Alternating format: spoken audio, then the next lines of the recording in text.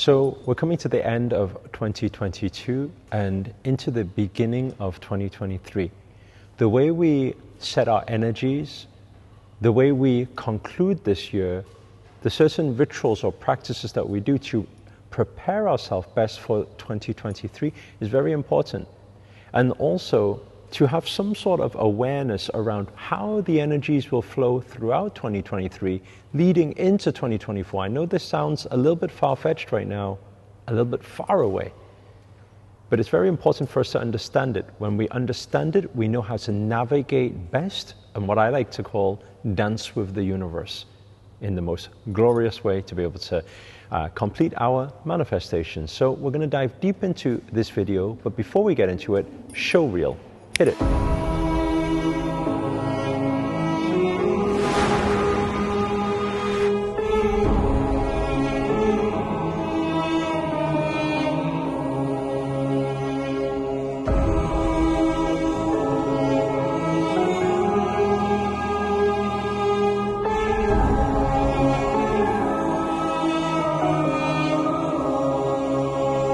Namaste, creators. Namo Himalaya.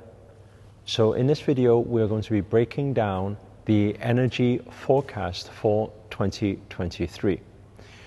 Now, first of all, we need to speak about the conclusion of 2022. So it's very important, coming to the last days of 2022, we make sure to get our energies right in letting go and concluding any energies that no longer serve us. A good thing you can do is practice of decluttering. So by taking certain things, whether it's clothes that no longer fit you, or it's gifts that old friends gave you, or it's things that create so much memory from the past, to take that time to make those donations to certain charitable organizations or give it away, to be able to cleanse and clear. Why is this important? Is because energy is everything and everything is energy. And everything holds energy, right? Even if you think of something like, let's say a piece of clothing that no longer fits you is clutter. Every time you look at that wardrobe, and let me know inside the comments if you relate to this, every time you open that wardrobe, you're looking at these clothes that no longer fit you, and you're thinking, no, no, no, no, no. And most people only continuously wear the same 5% of their wardrobe. The rest of the 95% is never worn, but just every morning, and I see Neha being able to relate to this, you just look at all the clothing, and then this doesn't fit, this doesn't look right, this I can't relate to anymore, but you keep it there. So why is it that every morning we clutter our brains with so much information and so much decision making that is not necessary when we know that we're going to go to our go-to place? Now, in the same way, you may have some certain gifts or certain photos hanging up or certain things that are reminding you of the past, even past relationships. And if you're taking those energies that are still there, there's almost like a little bit of a tie that's happening that's holding you back in the past. So your question to yourself is, moving into 2023, are you looking to move forward in life? Are you looking for new manifestations in life? If the answer is yes, then it's very important we start clearing and cleansing and decluttering, removing those objects that are holding energetic value and creating a tie to our energetic field. And when our cup is full, they say, stop pouring. So it's time to empty the cup. When we get rid of those things on an energetic level or on a physical level, we are clearing that space for new things to come into our life. So I highly recommend moving into the last few days of this year to start looking at everything. What can you give away? What can you cleanse? What can you clear? Then, very important, stepping into January. January, February is for new beginnings. So my question to everyone who's watching this video right now is, what are you doing right now in preparation to what are you going to start to do? What new projects, what new ventures, what new jobs, what new tasks are you going to take on? Right? How are you going to kickstart your new year well? But more importantly, now everybody has all heard of New Year's resolutions before. And we know what happens with New Year's resolutions. Because usually it lasts for 1 week, 2 weeks, maybe 3 weeks at max. And then by February already, it's kind of out of the door. So a better question for everybody here is, how are you going to hold yourself accountable, or how are you going to create the environment to hold you accountable with that discipline so that you actually follow through? Right? How do you set yourself up for the follow through? Because if you don't, you just start something but you don't finish it, you will never come to that completion and the manifestations will never happen. So some of the things that you can start looking at already in preparation for that is, how are you going to change your environment? Right? What things can you do right now to change your environment, to find an environment that is empowering? Ask yourself the question, are you hanging around with lazy people? Are you hanging around with people who are not forward thinking? Are you hanging around with people who don't have big dreams and big goals? Right? Are you surrounded with these people? And even certain people who say they have big dreams and goals may still be lazy people. Right? Are you hanging around with that type of environment? And if the answer is yes, the question for you is, okay, what can I do to change that? What can I do to manifest a better environment, a stronger environment, right? Where people are always go-getters, they're always taking massive action. And if you surround yourself with that, guess what? There's no escape for you. Because it means that when it comes to next year, you start speaking your manifestations and your goals, everyone around you will also hold you accountable. So I always say your tribe equals your vibe. That's one thing that must be set up.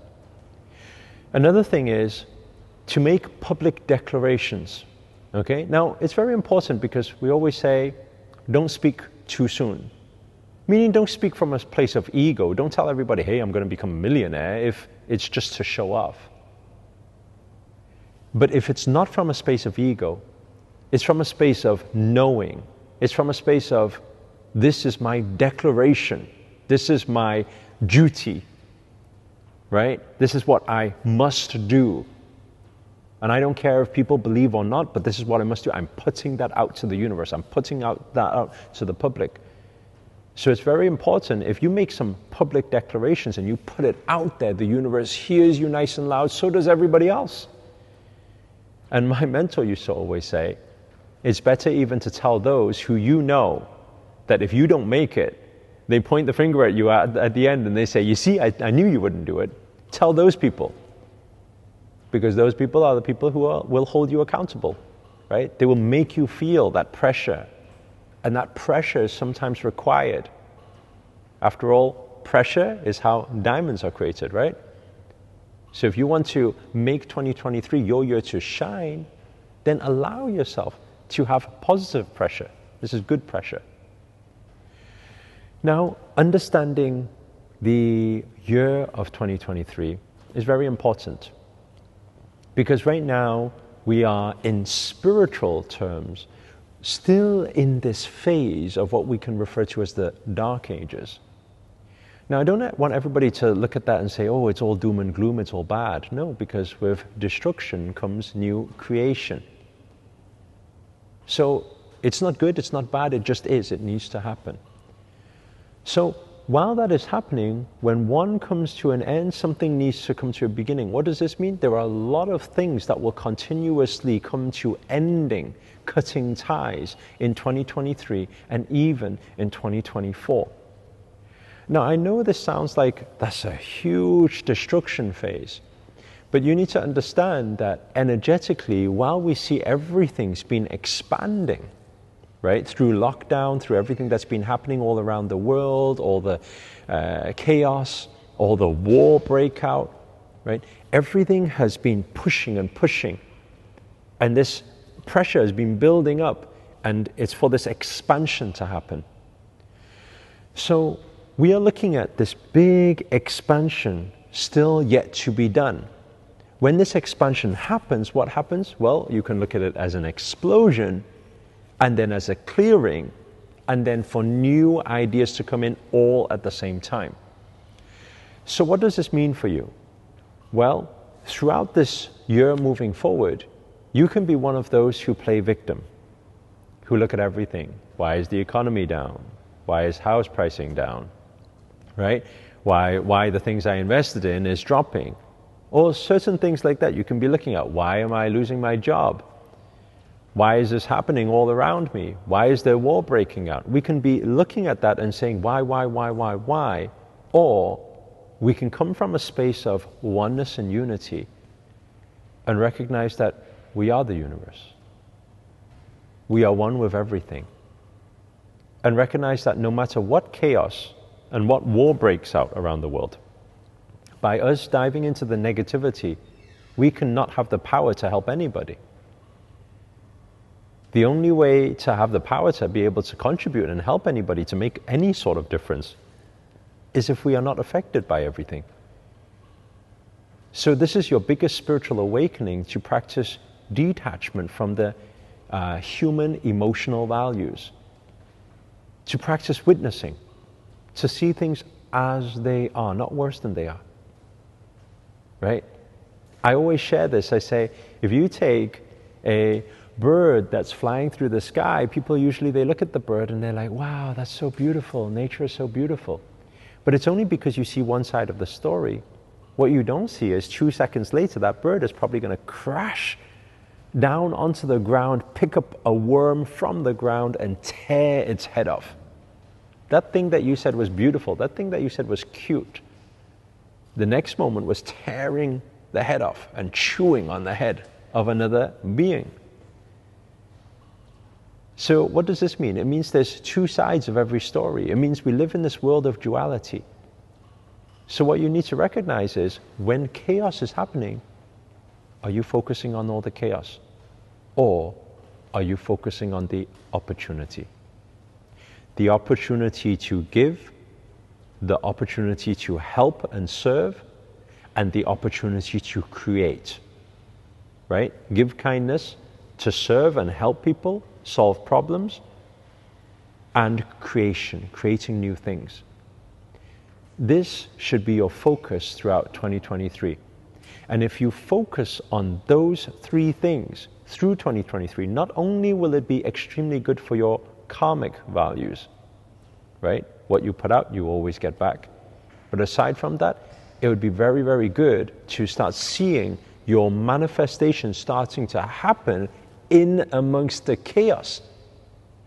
And when your manifestations are able to happen and you stay in this positive vibe, guess what you can do? Now you have the capacity to also help others through this whole thing and fulfill your light worker mission. We all came into this world, into this planet, as a ball of light, a ball of energy. Now is time, through the darkness, is the best time for you to show your true light. So those are my words of encouragement, and certain practices and rituals and things like that that you can do going into the new year. If this has been valuable to you, or you relate to anything that I've said in this video, please do hit the thumbs up, hit the like button, and just help this video get out to more people, to help more people. And if you guys can drop a comment inside the comment section, let us know where you guys have tuned in from. That's always nice to know. And finally, if you're new to this channel and you haven't already, remember to hit that subscribe button and the notifications button next to it. That's a little bell sign, by the way, because this year we're dedicated to making daily videos to hold you accountable to make it your best year yet. But for now, guys, I'm signing out. Namaste. Namo Himalaya.